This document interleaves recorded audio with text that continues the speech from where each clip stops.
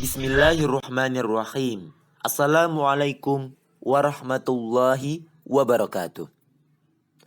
Yang kami hormati Ibu Apriliani Diah Kartikasari MPD selaku dosen pengampu mata kuliah Psikologi Pendidikan. Pada kesempatan kali ini, izinkan kami dari kelompok 5 yang terdiri dari Munirul Jinan, Athia Fikrotun Nisa, Alfani Nafisatur Romdiyah, Nurul Hidayah, dan Naufal Siddiqi Nasrullah akan memenuhi tugas kami, yaitu presentasi makalah yang berjudul Keunikan Peserta Didik dalam Kepribadian.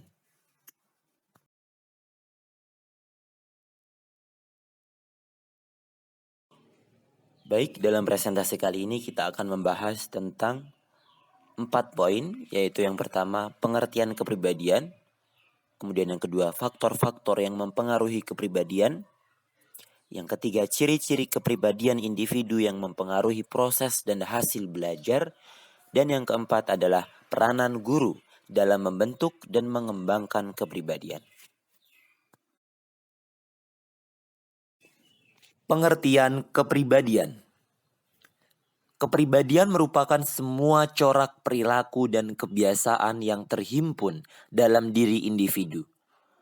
Kepribadian digunakan untuk bereaksi serta menyesuaikan diri terhadap segala rangsangan baik dari luar maupun dari dalam. Dilansir dari buku berjudul Pengantar Antropologi terbitan Aura 2019, perilaku dan kebiasaan dalam kepribadian merupakan kesatuan fungsional yang khas pada seseorang. Perkembangan dari kepribadian ini sifatnya dinamis. Artinya, selama individu masih bertambah pengetahuannya, masih mau belajar, menambah pengalaman dan keterampilannya, maka kepribadian mereka masih akan terus berubah. Jika individu masih mau menerima hal baru, mereka cenderung akan memiliki kepribadian yang semakin matang. Baik teman-teman, poin selanjutnya adalah faktor-faktor yang mempengaruhi pendidikan. Menurut Yusuf dan Nur Ihsan pada tahun 2008, ada 2 faktor yang mempengaruhi perkembangan kepribadian, yaitu yang pertama adalah faktor genetik atau pembawaan, dan yang kedua adalah faktor lingkungan. Mari kita bahas satu persatu. Faktor genetik. Baik, faktor genetik masa dalam kandungan dipandang sebagai saat yang kritis dalam perkembangan kepribadian. Sebab tidak hanya sebagai saat pembentukan pola-pola kepribadian ketika anak sudah terlahir di dunia, tetapi juga sebagai masa pembentukan kemampuan-kemampuan yang menentukan jenis penyesuaian individu terhadap kehidupan setelah kelahiran. Jadi faktor genetik adalah yang pertama sebagai faktor yang mempengaruhi pendidikan. Dan yang kedua adalah faktor lingkungan. Di faktor lingkungan ini dibagi menjadi 3, yaitu yang pertama adalah keluarga, yang kedua faktor kebudayaan, dan yang ketiga adalah sekolah. Mari kita bahas satu-satu. Keluarga. Keluarga dipandang sebagai penentu utama pembentukan kepribadian anak. Alasannya mengapa? Karena keluarga merupakan kelompok sosial pertama yang menjadi pusat identifikasi anak. Anak banyak menghabiskan waktunya di lingkungan keluarga, dan keluarga merupakan orang yang penting bagi pembentukan kepribadian anak. Maka dari itu, keluarga merupakan faktor pertama dalam hal faktor lingkungan yang mempengaruhi pendidikan. Kemudian faktor yang kedua adalah faktor kebudayaan. Kebudayaan suatu masyarakat memberikan pengaruh terhadap setiap warganya, baik yang menyangkut cara berpikir, cara bersikap, atau cara berperilaku. Pengaruh kebudayaan terhadap kepribadian dapat dilihat dari perbedaan masyarakat modern yang budayanya maju dengan masyarakat primitif yang budayanya masih sederhana. Kemudian selanjutnya adalah sekolah. Faktor-faktor yang dipandang berpengaruh dalam pembentukan kepribadian anak. Di antaranya adalah seperti iklim emosional kelas, ruang kelas dengan guru yang bersikap ramah dan respect terhadap siswa, memberikan dampak yang positif bagi perkembangan psikis anak. Seperti merasa nyaman, bahagia, mau bekerja sama, dan termotivasi untuk belajar dan mau menaati peraturan. Justru sebaliknya, jika ruang kelas atau guru yang bersikap otoriter dan tidak menghargai siswa akan berdampak kurang baik bagi kepribadian anak tersebut. Baik teman-teman, poin selanjutnya adalah ciri-ciri kepribadian individu yang mempengaruhi proses dan hasil belajar. Ciri-ciri kepribadian adalah karakteristik-karakteristik seperti sifat malu, agresif, mengalah, malas, ambisius, dan setia yang diperagakan oleh individu dalam sejumlah situasi. Di sini terdapat beberapa faktor yang mempengaruhi kepribadian individu peserta didik, proses dan hasil belajarnya, antara lain faktor internal dan faktor eksternal. Mari kita bahas satu-satu di slide berikutnya. Baik, yang pertama adalah faktor internal. Faktor internal ini terdiri dari 3 bagian, yaitu faktor kesehatan, cacat tubuh, dan faktor kelelahan. Mari kita bahas satu persatu. Faktor kesehatan. Ya, benar sekali. Sehat berarti dalam keadaan baik, segenap badan beserta bagian-bagiannya atau bebas dari penyakit. Maka kesehatan adalah faktor yang utama dalam mempengaruhi kepribadian peserta didik. Seperti itu. Dan proses dan hasil belajar. Yang kedua adalah cacat tubuh atau yang sering kita sebut dengan penyandang disabilitas. Cacat tubuh adalah sesuatu yang menyebabkan kurang baik atau kurang sempurna mengenai tubuh atau badan. Cacat tubuh bisa seperti buta, setengah buta, tuli atau setengah tuli, dan lain sebagainya. Kemudian yang ketiga adalah faktor kelelahan. Faktor kelelahan pada seseorang ini walaupun sulit untuk dipisahkan, tetapi dapat dibedakan menjadi 2 macam, yaitu kelelahan jasmani dan kelelahan rohani.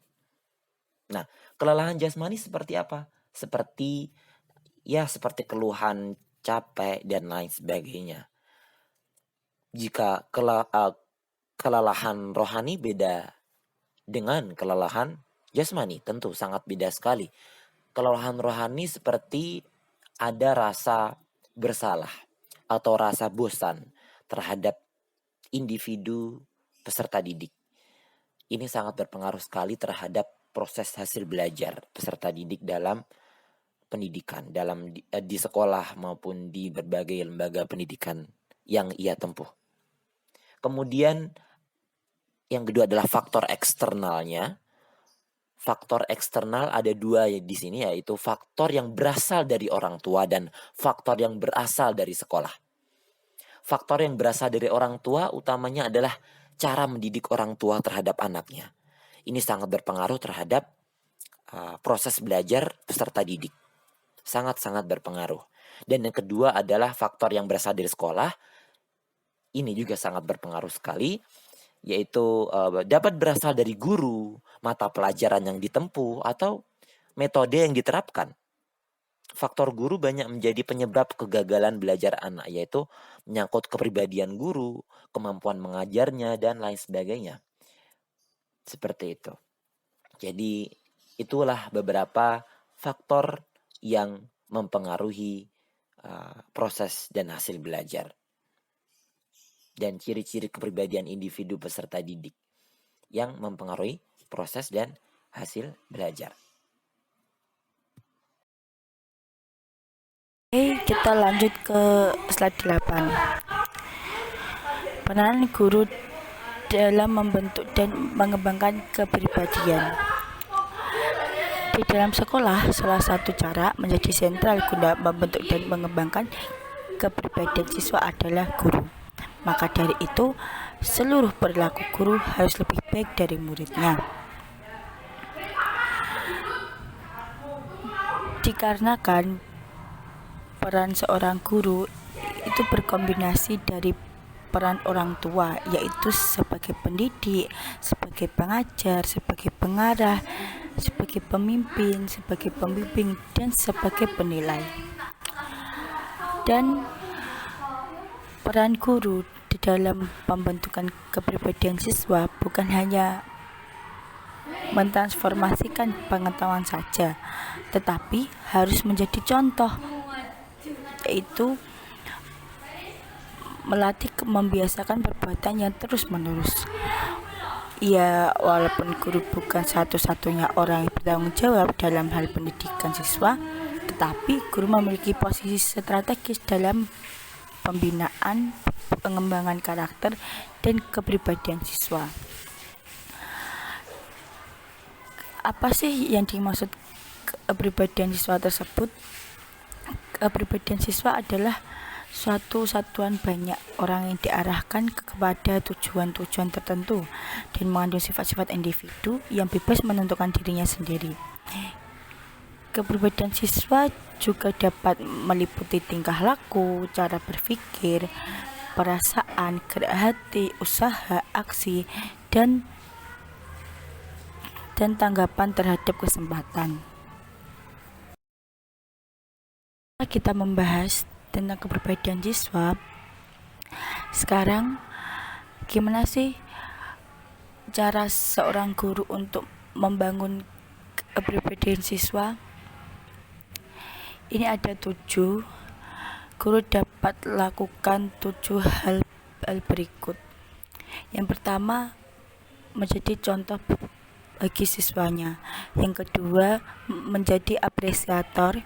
Yang ketiga, mengajarkan nilai moral pada setiap pelajaran. Yang keempat, bersikap jujur dan terbuka pada kesalahan. Yang kelima, mengajarkan sopan santun. Yang keenam, memberi kesempatan siswa belajar menjadi pemimpin. Yang ketujuh, berbagi pengalaman inspiratif. Terima kasih atas perhatiannya. Jika ada yang masih bingung atau ada yang ditanyakan, bisa melalui WhatsApp grup Psikologi Pendidikan. Sekian dari kelompok 5. Wassalamualaikum warahmatullahi wabarakatuh.